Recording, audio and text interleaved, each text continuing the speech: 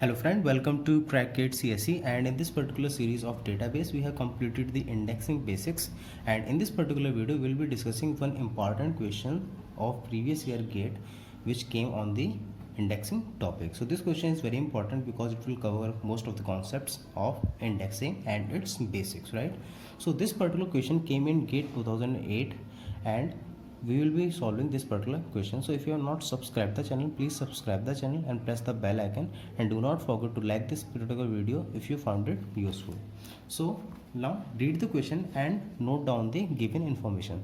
So consider a file of 16,384 records. So the number of records I wrote down 16,384. Each record is 32 bytes. So the size of the record is 32 byte. Its key field is of size 6, right? That means key field is of size 6. I noted it down. A file is ordered on a non-key field, right? And the OIL organization is unspanned. The file is stored in a file system with a block size of 1024 bytes. So one block size is 1024 byte, and the size of the block pointer is 10 bytes, right?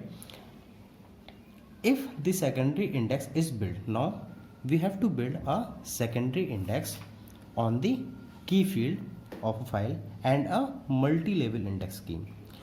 To store the secondary index, the number of first level and second level blocks. So we have to find out the first level and second level blocks in the multi-level index respectively.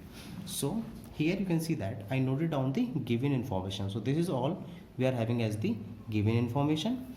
Now we know that the database file will be having all the records. That means 16,384 records will be there in the database file.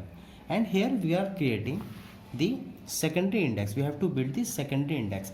And we know that in secondary index, the first level index is always there. That means all the records which are available in the database file has to be in their entries has to be in the index file. So how many records are here? 16,384 records are here. That means in the index, first level index, we need to have 16,384 entries, because we will be having one entry for one record.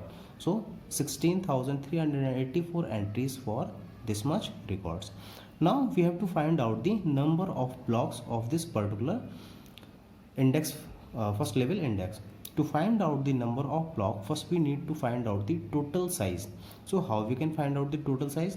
Number of entries are this much, and in index file each index entry is made of key size plus pointer size. That means 6 plus 10, each entry is of 16 byte, right? So how many records?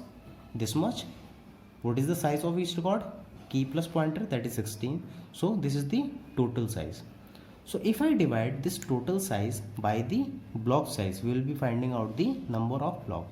So the number of blocks in first level index is total size divided by block size. So the total size is this much and the block size is 1024.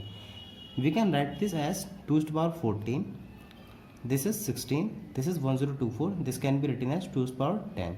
So if you divide it, it will be 2 to the power 4. That means 16 into 16, it will be 256. So in first level index, we will be having 256 blocks. B1, B2 up to 256. Now we have to find out for the second level. In the second level index, we will be having 256 entries, because each block will have one entry from second level onwards. First level is always dense in secondary indexing, and after that each level will be sparse. That means we will be having one entry corresponding to one block. So here we are having 256 block. That means we will be having 256 entries in the second level index. Now what will be the size of each entry? 16 bit, 16. So it will be for the now we have to find out the number of blocks for second level indexing. So what will be the total size of this particular? 256 entries, and each entry is of size 16 divided by the block size. What is the block size? 1024. So we can write 256 as 2 to the power 8, 16 as 2 to the power 4, and this is 2 to the power 10. So if you divide it, it will be 2 to the power 2, which is equals to 4.